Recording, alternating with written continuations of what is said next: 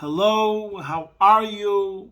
I hope everyone is gesund, stark und freilich, begashmus und beruchnis. I hope everyone is healthy, strong, and happy physically and spiritually. Today is Erev Shabbos Kodesh, Parshas Toldos, Shabbos Mevorchim, Chodesh Kislev, and in New York, there's the Kinus HaShluchim, the conference of all the Shluchim of the world, some 6,000 rabbis, Shluchim emissaries of the Rebbe gather in New York to strengthen each other and inspire each other and to become rejuvenated and galvanized to carry on the mission of bringing goodness and kindness and holiness and building up Judaism all over the world. So, as usual, since the war started, we've been adding tzedakah. So, Gedelet tzedakah shemakarevet sagula. We should win the war and Mashiach should come now. We're going to start with a prayer, which this prayer is actually taken from the words of this week's Parsha. In this week's Parsha is the story of Yaakov and Esav. It's also the beginning of the story of Yaakov and Esav, and it speaks about Eila Toldos Yitzchak, the adventures of Yitzchak. It speaks about the children of Yitzchak, depending on how you translate the word Toldos. So, interestingly, I don't know if you're aware of it, Motzoi Shabbos, we say a prayer. It's called V'yitlecha ha'elikim. And the custom is that two people say it from one siddur, and it's blessings. And when we say two people saying it together from one siddur, one person is bestowing the blessings to another. So the actual first couple of verses of the prayer that we say on Motzoi Shabbos, as the Shabbos ends, comes from this week's Parsha, where Yitzchak blessed Yaakov twice. He blessed him first, where Esav was supposed to get a certain blessing, and he gave that blessing to Yaakov. And then later, Yitzchak sends Yaakov on a shlichus, and he gives him blessings then also. So the blessings that we give each other on Motzoi Shabbos for the rest of the week, that's an extra infusion of empowerment, comes from this week's Parsha. So we'll say the words and translate. V'yitlecha Elihim mital hashamayim mishmay ne'oretz v'reiv dagon v'siroish. Hashem should give you from the dew of heaven and from the fat of the earth and lots of grain and wine.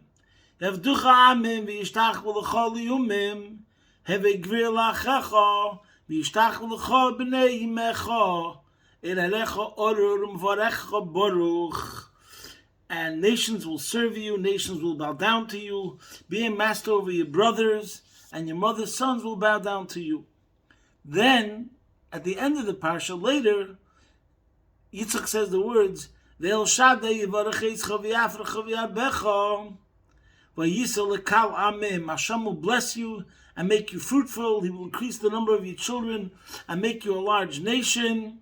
You'll be a gathering of many shivatim, each considered a nation. V'yitlecha es birkas Avram l'chol zarecha itoch l'rishtecha es eretz mugarecha shenos nalihim l'Avraham. Hashem should give you the blessing that He gave to Avram, your grandfather, to you and to your descendants together with you, to inherit the land you live in, the land that Hashem gave to Avram, which is Eretz Yisrael. So these are the words we say every month of Shabbos. So here we see that the words that we learn in this week's Parsha has such relevance and such power that till this very day, thousands of years later, we're repeating it every single Motzoi Shabbos. So it's a great, great source of blessings. All blessings are contained in these words. So primarily what I'm going to say first is a talk of the Rebbe in Likutei Sichos Chelik Yud. If there's more time, we'll add more to it. So on the words V'yitlecha Elikim mital hashamayim, so Rashi says, what does it mean over here?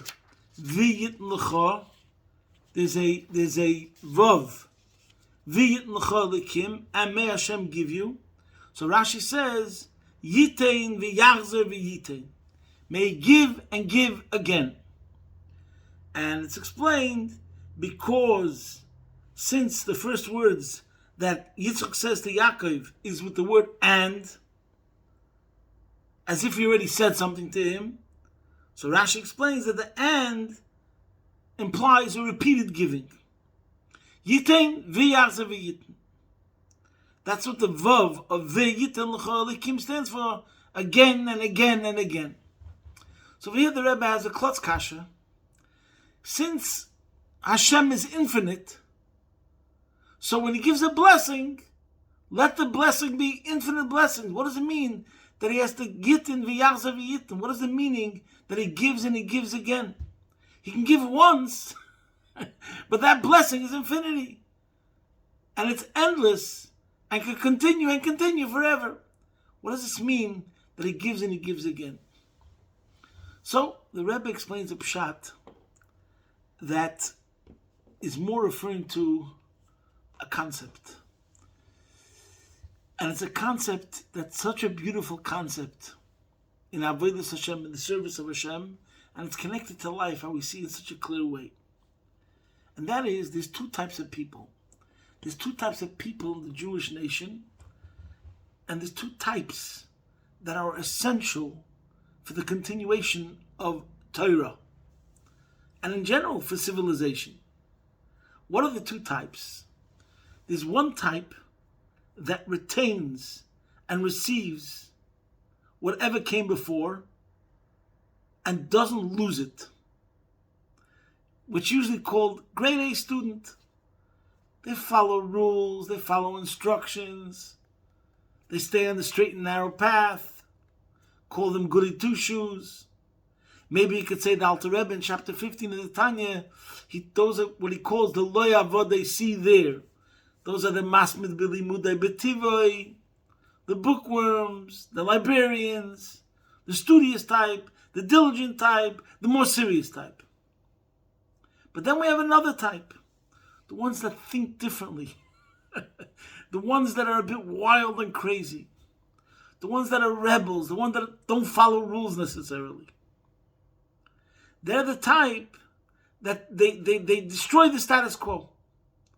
Whatever came before, they could uproot it and show a new way, a different path. So the truth is, the beauty of Yiddishkeit is that we have both. And you need both. You have to take from whatever was in the past, respect it, and build upon it.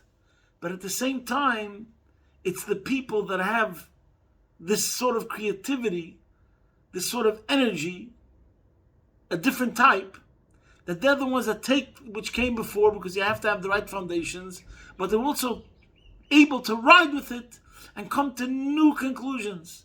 They're always being mechadish to come up with new ideas, new ways, new paths, but based upon what came before, obviously. So the Rebbe explains, just like in teaching, you have two students and you have two teachers. One teacher gives, let's say there's two situations. One teacher is an unbelievable teacher, and he remembers everything that he learned from his masters, and he retained it, and he gives over to his students truths and concepts that no one else has. It's brilliant. The sun shines because it's something that comes from a whole previous generation that no one has such a wisdom that they're imparting to others. He is the repository of the great genius and wisdom and knowledge from previous generations. So this teacher gives over whatever he has from before, and he gives it over to his students. But then you have another teacher that his point is not only just to give over, transmit the wisdom that he has from before, but he wants to develop the student's ability to create. So therefore, he lowers himself to the student, and he assesses the student, and he gives over to the student a way how the student himself, how the student himself could learn how to produce and how to create. So just like we have these two different sort of teachers, one teacher is primarily a repository of light from previous generations, and another teacher is greater in developing the skills of the student. What's the difference between the two? Each one has a quality. If we talk about the level of the oil, the light, the first teacher has a higher level of light. If we talk about the quality of the keli, the idea is meant to develop the recipient and the student. The second way is greater because the second teacher actually is developing the student in order for the student to become self-sustaining and able to come up with ideas. Even though that these ideas that the student will come up with don't match any ideas that the students, that the scholars of the previous generation came up with, because they were much more smarter, but nevertheless, it continues the tradition and the continuation of study only if it keeps on producing new material, regardless of whether the new material is in the same grade, in the same level, in the same standard of the material of previous generations. Where do we see this? So the Rebbe says this is actually the famous Mishnah in Pirkei Avos, Perik Bey's Mishnah Tes. And it says over there 5 students were to Rabbi Yochanan ben Zakkai. He had 5 students. And he mentions the 5 students, Rabbi Elazar ben Hyrcanus, see there. And he describes that Rabbi Elazar ben Hyrcanus was Boyer Sud She'eini Ma'abed Tipa, a cemented cistern that does not lose a drop. And then he enumerates the qualities of the other students. But then the other one was Rabbi Elazar ben Aroch. He was Kemayan Amizgaber. He's like a fountain flowing with ever-increasing strength.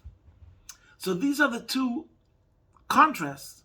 One student was like a cemented cistern that doesn't lose a drop.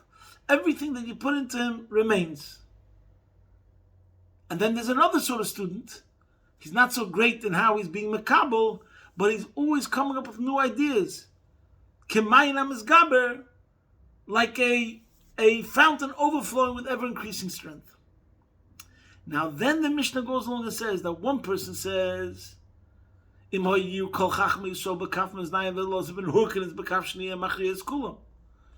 person said that if all other scholars that he mentions in this Mishnah on one side, and on the other side was Rabbi Elazar ben Hyrcanus, Rabbi Elazar ben Hyrcanus would outweigh them all.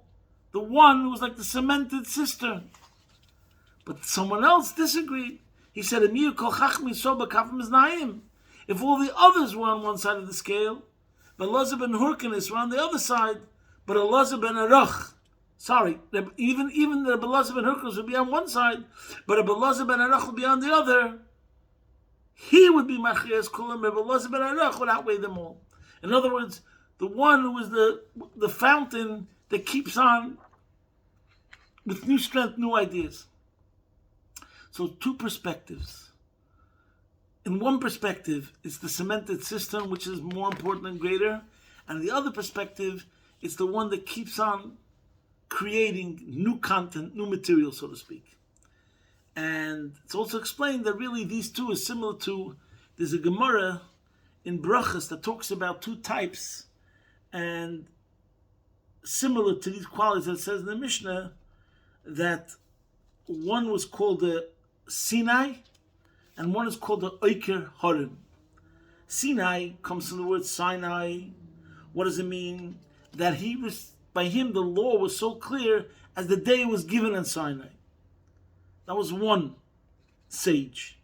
But the other sage is called Oiker Harim, uprooter of mountains, which means his knowledge was not as vast and necessarily had everything as if it was given today in Sinai, but nevertheless, he was able to take the knowledge that he had and come up with new ideas and apply it to new situations. In the Gemara and Brachas, it says which one is more important, who should lead the academy of Bavel, and the Gemara said which one takes precedence, Sinai. And the Gemara says over there, the words, I'm just translating in English, since all are in need of the master of wheat, one who is a repository of teachings. Because in the end of the day, since in Judaism and Torah, everything has to have a foundation, everything has to have a source, so we have to go to the original source, which is Sinai, so the one who has all the information from before, that's what keeps it anchored and grounded, that it doesn't veer off. So we need to start with the one who's the Sinai, who retained all the wisdom that came from before. But in general, what does this mean? What does this all mean in Avodah? So the Rebbe in Chelik Yud, the Sikha that I spoke about, he says there are two ways that people turn to Hashem and their relationship with Hashem. One is called the tzaddikim, the righteous. Those are the goody two-shoes. They want to do the right thing always. They have respect for the rules. And this is meant to be the way for most people. So that's one sort. But then we have another sort, which they're not going to go to the, whatever it is, through the straight and narrow path.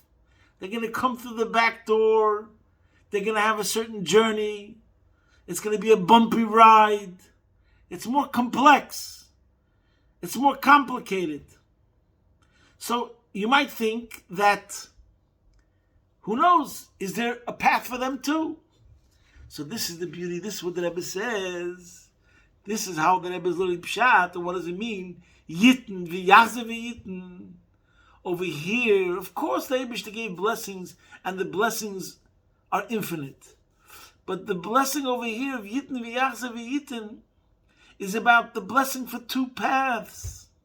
There's going to be always two roads, two paths that lead to Hashem.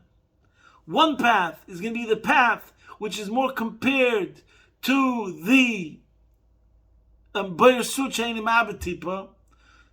path is going to be the path for the people that always follow rules and always go straight and never stray and always do the right thing. That's called tzaddikim. The more proper ones, the more straight ones.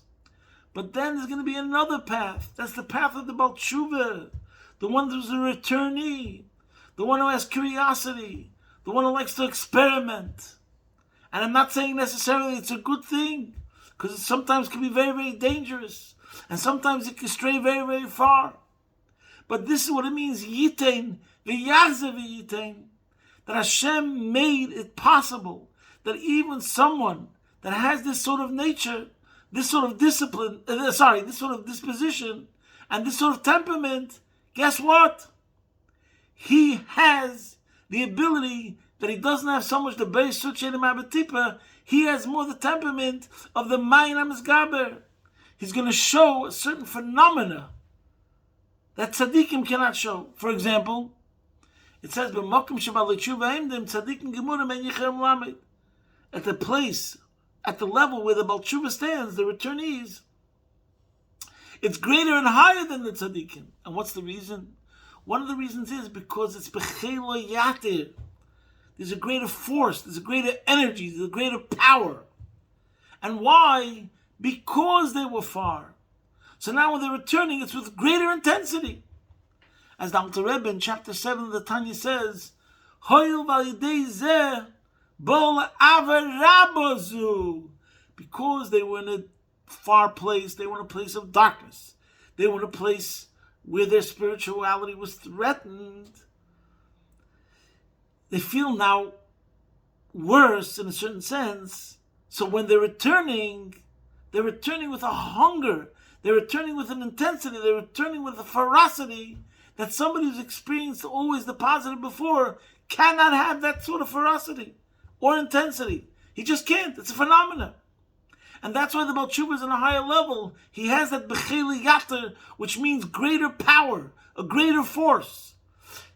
I once gave a shir in this, and I'm sure I mentioned this once before, and I said a tzaddik is compared to an airplane. He's gaining altitude. Yesterday he was in level 9, today he's in level 10, tomorrow he's in level 11. The Baal Tshuva is compared to a rocket ship. It's a whole different sort of flight. It's b'shayt echad b'rig echad. You can go from 0 to 1,000 in 1 second. And I once mentioned this to my class, and somebody in my class said, yeah, but a rocket ship has different fuel. I said, oh, very good. That's exactly the pshat. It's a different fuel. In other words, he transforms. It's hapchach hasheichel neira. And like the Alter Rebbe says, Doinis naslik izoches. Because of his past, that's why now his being attracted and drawn to the Eibishter is much greater. And that's what it means, that he's able to transform the darkness, the lowest level of darkness, into light. And this darkness, what was previously considered negative, wrong, sins, that itself becomes transformed, because we see how from that itself, from the darkness, emerged the light that pierces every single darkness, and we see that the darkness brought him to a greater light. So it's a different sort of fuel. The fuel of the rocket ship is different than an airplane. What does it mean the fuel of the rocket ship is different? The fuel, which means his previous experiences, his past, that's what brought him to this place. So now we see beautiful pshat. Yachzer yitin v'yachzer v'yitin. Hashem gave one sort of blessings to the ones that stay in the straight and narrow path, and they will see blessings and fruition in their life, and profit and return, and blessings and blessings and blessings. But there's also yitin v'yachzer v'yitin. There's going to be blessings, different sorts of blessings, different sorts of experiences. It's not meant for everybody to go this path.